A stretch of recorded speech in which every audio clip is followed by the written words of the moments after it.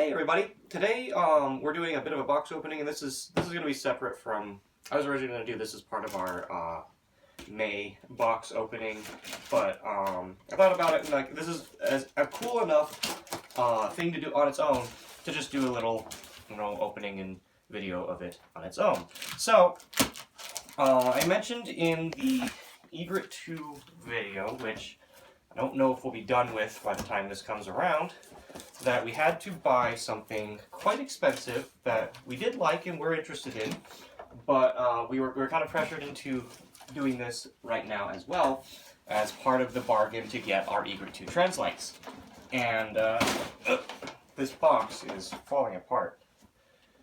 But let me see, actually no, I think about it, because you mentioned how it barely made it here. It looks like they cut off the label and then taped it onto a new box. This has happened before. I've had this, and actually I can see here, it's got, so he said he had double boxed it as well, so maybe, there's more to it than that, but it does, I don't know. Anyway, the box inside seems to be pretty soggy, which I think after the number, you've seen it, how many FedEx boxes we've gotten that were soggy. And it's weird because, like, it would not be raining here, and, but we would get soggy boxes, and specifically, like, still somewhat damp. So that's kind of confusing. Anyway, so let's, I'm going to try to more gently extract this now because, and actually, now that I look at it, I think he did say he was double boxing it, I don't remember. Regardless, it's good that we have this documented because this is a very expensive PCB that we're getting here.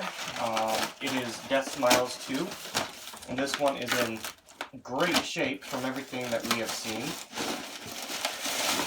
Very well kept by a collector. Ooh, dongle in the front too. It's like a USB update for version 4.0. Yes. So I'm sure you're familiar with how many updates Deathsmiles went through before they got it right. Deathsmiles II was extremely buggy on its first release. So much so that it got up to like a 1.5, 2.0, up to like I think 4.0 or 4.5. It says 4.0 right there on so 4.0 is on this USB dongle. But like they screwed up with the game, and this was their first attempt at trying to make this a PC-based hardware that ran JVS. Popcorn. Of course, it did not. It obviously did not do well because they released new PCBs after this, and those. Make sure there's nothing in the box, and I'll ask him later before I throw this away. Make sure, but. It obviously did not do well because they didn't do it again. Now, this game was also not for sale. It was, they tried to do a PCB rental thing, so I'm not too familiar with much of the history beyond that, other than that, of course, obviously some of them became available for sale. They come up not often, but like, maybe once every 4 to 6 months. I think there was a period in the last 6 to 12 months where maybe like 2 or 3 of them came up, and I casually bid on them for like up to maybe 1,000 or 1,500 or something like that. I think this one cost me nearly double that. I don't remember what the UK exchange rate was, but there's the 4.0 update. It's a 32. It looks like a 32 gig drive. The game's dumped, so there's nothing. I think there's nothing special on any of these that, is kind of lost to time or anything. It's dumped and very playable, again, because it's PC. So, owning this is very much a collector-only kind of thing. There's almost no reason you would want to otherwise, especially with as expensive as it is. So, I'm not seeing any of the art it's supposed to come with. But when we take a break here, we'll look and see the rest of the box.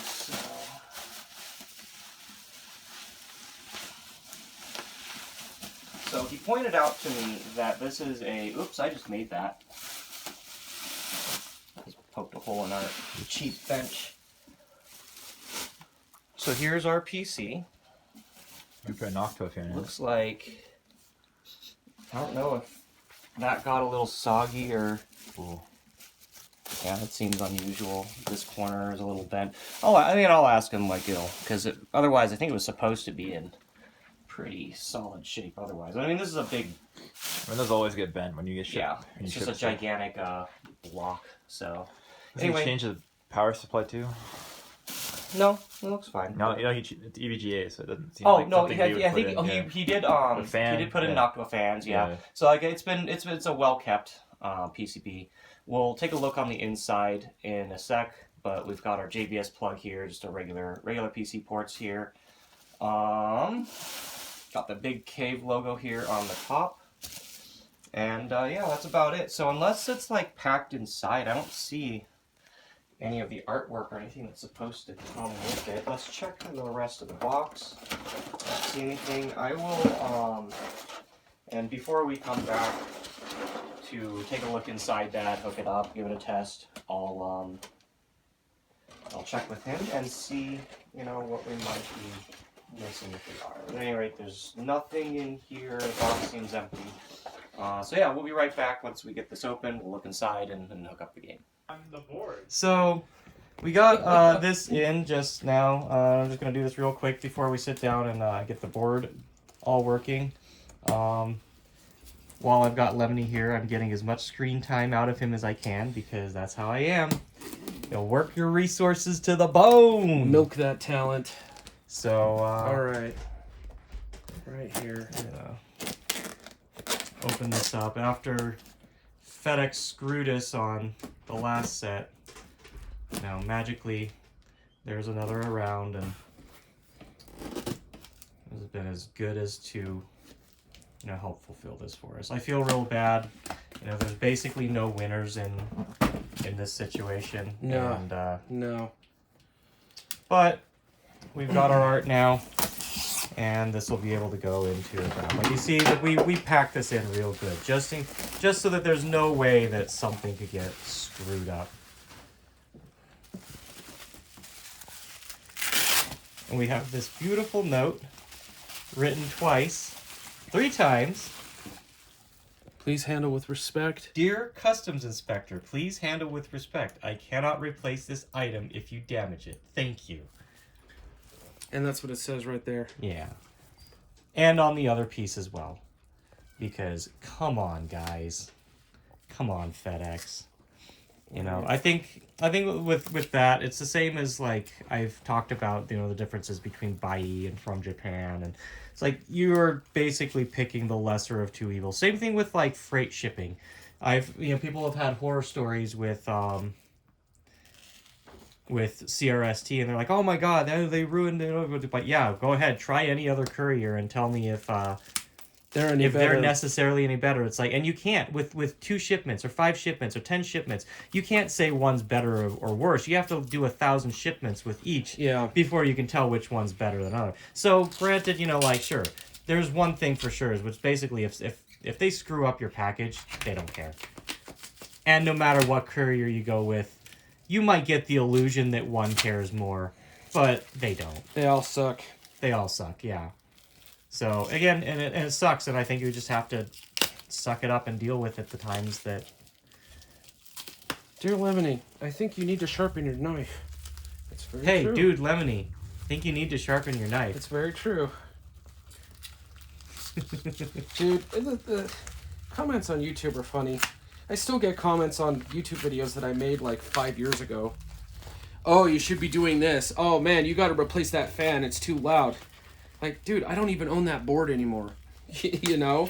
Like, welcome to 5 years ago. Yeah. I start to see a little bit of it. Oh, is this available for sale? Yeah, those things were, gone years ago. You know?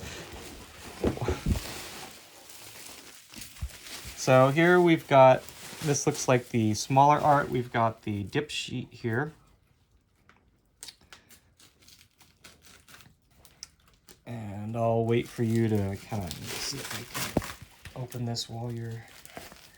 He used Japanese green tape on it. Legendary tape. Straight from Japan.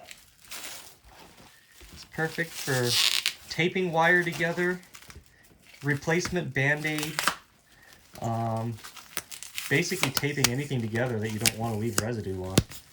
It's like, unfortunately, those first two I've actually used this tape for. Yep. And they are great replacement temporary band-aids. I'm not gonna lie about that.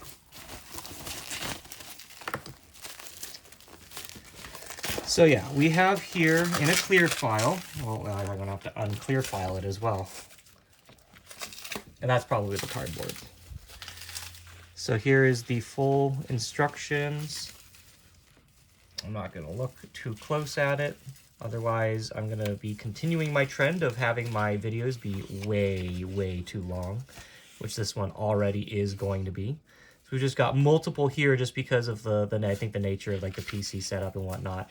And then here's the actual header art for it, printed on a nice little bit harder cardstock.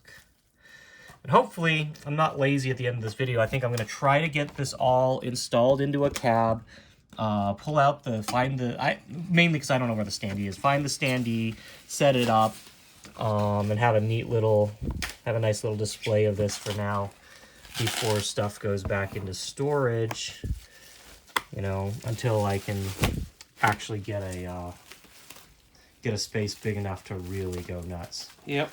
Like, I've been talking with a lot of people. I'm at, you know, around 3 to 4 months away from my 5-year goal.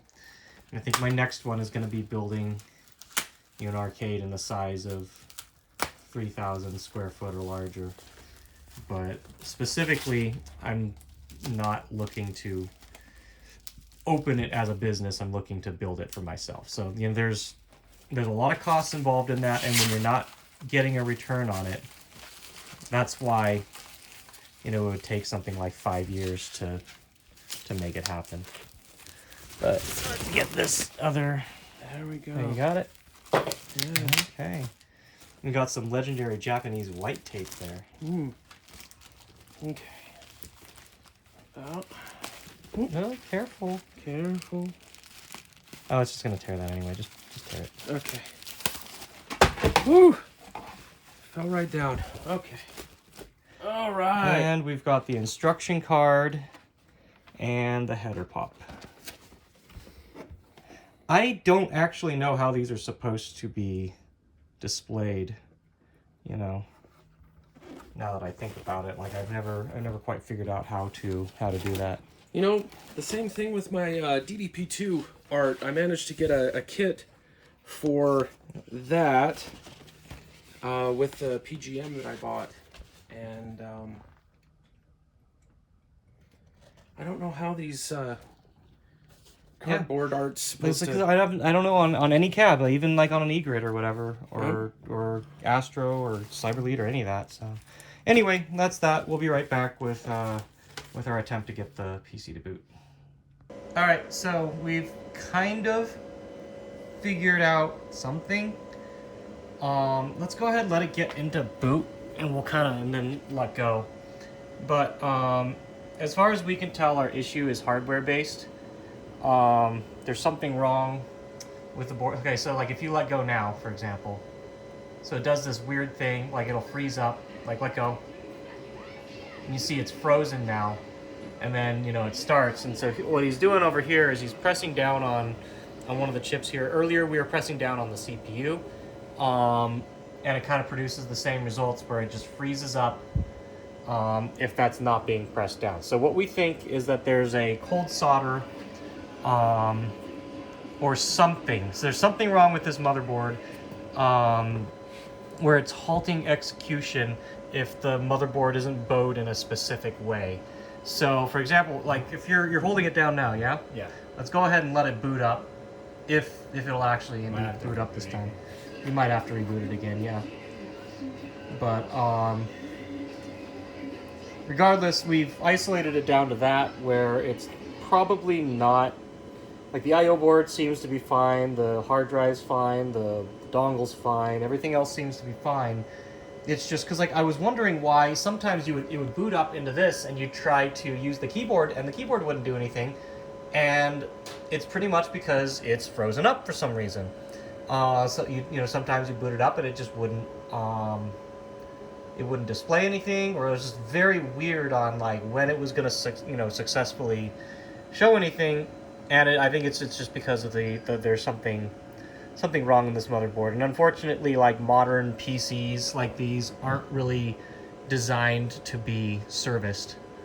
So we're probably going to have to replace this motherboard. Fortunately, these are, I mean, I don't think I can find this exact one myself, but it's not like a custom board, or, you know, it shouldn't be impossible to replace this. And I think our problem will just be solved by replacing that. So let's see if we can get this to boot all the way into game, and we can maybe see some of the symptoms that come up in game. So I'm just gonna have you hold that. Yep. And hopefully we can get it to boot up. Buttons will work, and We have sound. The button should work. yeah. Well, it was specifically, I think it had sound because the track mode is off, but you had pressed start and there's sound. So hopefully him holding it, we can actually get this into game and we can actually demonstrate some of the game. But we'll be doing either a repair or a replacement of some kind before we're able to you know, close this up and call it a day. So there we've got it. No input. Nope, no input. At any rate, though, go ahead and let go of the motherboard real quick. It's not gonna. Oh, it might crash. Well, it might crash. To see if it will crash, you know. It's pretty stable. Yeah, well, now we want it to not be stable, but yeah, there. Nope. No. Oh, that's just the It's not gonna crash. Yeah, it may not crash now, but Maybe until it gets in the game. just believe us that it will crash. It'll freeze up, and then when you press down again, it'll start playing again. And as of right now, the JVS is not working. We had it working once, so there's something really weird going on. We know that board has to be fine because, you know, we'd had it working once, but you know. Anyway, I just wanted to show that because that's where we are right now. And when we come back, we should have probably replaced the Mobo, and you know, maybe we can put this back together and do a proper game demo. We'll be right back. Okay, so it's been a while, but we finally ended up having to replace the motherboard entirely. We were definitely, I think, the like board flexing to get it working. There's something up, and we ended up getting a replacement, got it in there, got this all working. It is now consistent 100%. Probably this isn't going to go to shows. We can just as easily run this on a Type X multi, something that's been cracked most likely for now. So this is honestly going to be more of a collection thing than anything. But anyway, we did that, and sure, you know, we'll go back sometime. Maybe we'll try to reflow the original board and, you know, fix it or whatnot. But at the very least, I wanted to show that we got it up and running. I'm in the warehouse now. Since before, we've moved some of those candies out, so the game center's kind of not so much the thing for it anymore. We were originally going to set up all the art in the game center as well, since that would be a dedicated cab for that. You know, we're not necessarily bringing all that neat stuff out to conventions and whatnot. So anyway, just wanted to show that it's working. I'm not really going to do like a game demo or anything because, well, I don't really have help at the moment. But also, like, I'm not very good at the game. I can't really do a good demo. And the game's very accessible. It's on Switch, it's on 360, and they're definitively better versions anyway. So, you know, just mainly show that the game works, whatnot. We've got, and everything's pretty smooth and whatnot. So, and granted, I'm trying to do this with one hand, but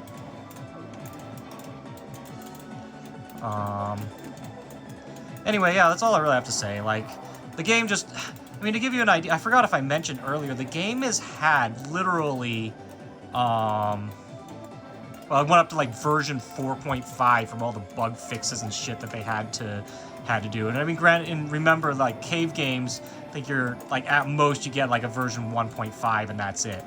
So, like, that's pretty significant there. And if I remember, like, there was just tons of bugs and crashes, and there was a score glitch or something, I think, and But like, yeah.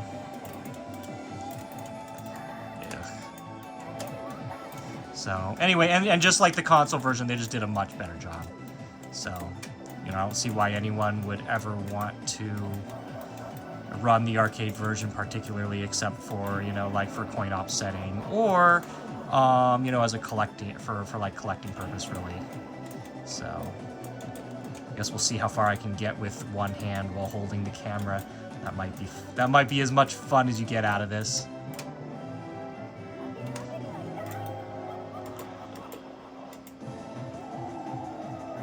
I mean, technically, there we go.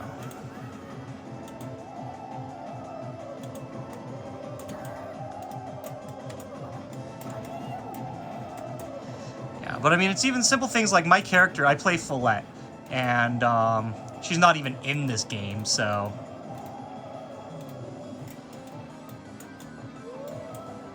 But like, Lei is probably the one character that's as close as possible to, to my play style. So probably want to actually bait. Yeah, there we go. Get through that still.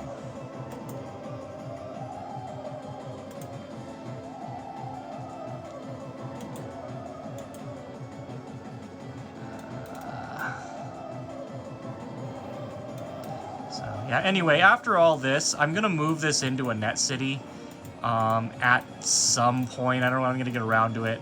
And I'll put up all the art and whatnot that we got for the game. Just get a nice picture of it all together and kind of show what we would be doing, putting all this together if we were able to put this in a game center and, you know, make a nice display for the whole thing. Okay, so I guess I can beat the stage with one hand, but anyway, yeah, no, this was mainly just to show what we got it all working, and just, you know, we had to replace the motherboard. That was really it. So anyway, when we get back, we'll set this up in one of the net cities and wrap up the video from there. All right, and we're back. It's been about a year or two, about 2 years since we started this video. I finally got around to setting up a cab to test out Deathsmiles II here. Or not to test out, but to like put it together and kind of show off a little bit of everything with the cab. So there it is. This is not the cab that it's going to end up in at the end of the day, but this is the one that we saved at the warehouse when we moved all the other candies to the other warehouse. So it should give you a look at, you know, what all this will look like when it's done. We've got the move strip there, the header art. I always wondered how the hell people put these on display. I've never really seen them on display too much, so I just as like, this is what I would do if I were in, putting it on display. My God, turn this down a little. Okay, but that's how I would do it. I don't know that I would put it in a public arcade like this, but I think that would be a cool way to display that piece there. We've got this standee here. You can see it's very small. It's only about, half the size of a normal standee. Got this tapestry that I picked up at Retro Friends in Akiba. And there's the poster. I don't remember what came with the kit, if it was this full size, but I do know like afterwards they did release this poster at like Cave Matsuris, or like I think as a consumer product. I got this one all framed up. You can see it's been folded, and a lot of folded posters like this end up being super cheap when you buy them on Yahoo Japan. But I don't really care because you look at it from a distance and honestly it looks just fine in a frame. So there's that. But yeah, that's kind of all of it together. I don't remember if I mentioned before, but like I got an extra art set there. It was pretty cheap on Yahoo Japan, as a just in case. There's an extra art set. If I remember, I think I have a second standee. I don't, if I remember right, but I didn't find it before we did this. So anyway, yeah, I just wanted to finish this up by kind of showing off everything that we have for this kit, because more than likely this will not be all set up like this again. I was originally intending to have it all fancy and done up like this for the Game Center, and in the last 2 years we've since removed basically all the CRT candies from the Game Center, since we really don't have a lot of space to work with. And yeah, anyway, this is our chance to show everything in one go before we pack it all up and go from there. So yeah, I think that's it. That's all I really got to say about this kit. These are super interesting, super pretty rare, even by cave standards. I think the only thing really keeping the value down on them is the fact that it's very easy to run on basically any PC, and the console version is infinitely better. So it is just a neat novelty. I'm not sure, what our long term is with it, but yeah, that's as much of it I can show together. The only thing I think one thing I didn't pick up was the box. I've seen 2 or 3 kit boxes for this show up on Yahoo Japan, and I just don't have the money for it to complete that out. But yeah, that's it for Deathsmiles II. Hope you enjoyed this video. I hope it was a good look into a rarer piece of cave architecture that many people haven't really seen. Thanks for watching this video. We'll see you next time. Stay safe, and yeah, see you in the next video. Just a quick addendum, so I don't have to re-record this again. As we were going through one of our other videos and pulling stuff out, we dug up the rest of the Deathsmiles II art that came with this kit. I have a set at home. At least I think I have part of it. I know actually I have a Mega Black Label header. Anyway, I wasn't gonna, I found it. I might as well just kind of show the rest of the art together. I already started putting down some of the Deathsmiles stuff, but it's just sexy to see all of this together.